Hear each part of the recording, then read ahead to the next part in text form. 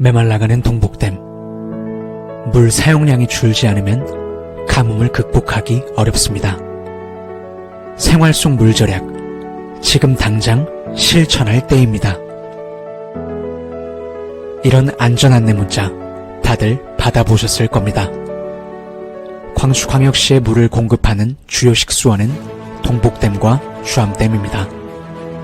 이대로 가면 동복댐은 내년 3월 말 고갈 예정이고 주암댐은 내년 5월 초에 고갈 예정입니다.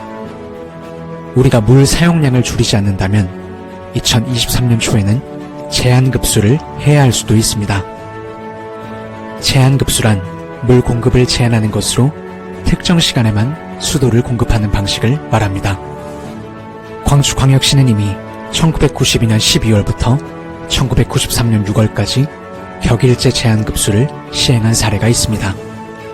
격일제 제한급수란 매일 물을 사용할 수 있는 것이 아닌 물을 하루 단위로 제한하여 사용하는 것입니다. 하지만 시민 1인당 최소 20%의 물 절약을 실천하면 내년 장마 시작인 6월 전까지 제한급수 없이 물을 공급할 수 있습니다. 나 하나 아낀다고 해결될까? 라고 생각할 수도 있겠지만 광주광역시의 물 사용량은 각 가정에 공급되는 생활용수가 전체의 68%를 차지합니다. 음식점과 사무실 등에서 쓰는 업무용이 25%, 산업용으로 7%를 사용합니다.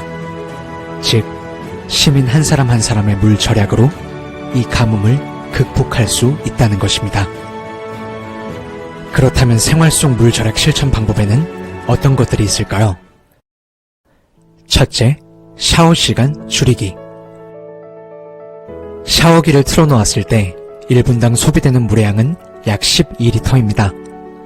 통계에 따르면 우리는 평균적으로 10분에서 15분 정도 샤워를 한다고 합니다.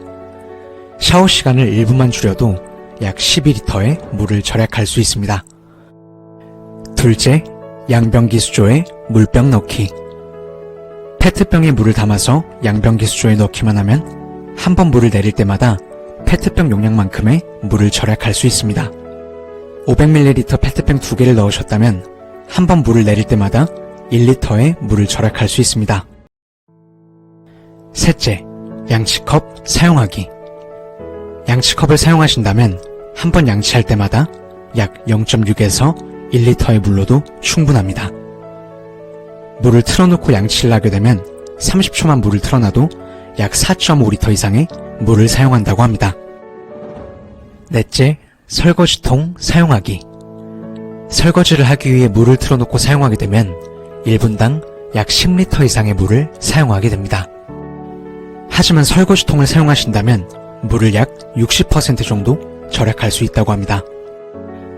그 밖에도 계량기 수도 밸브 조절, 빨랫감 한꺼번에 세탁하기 등이 있습니다.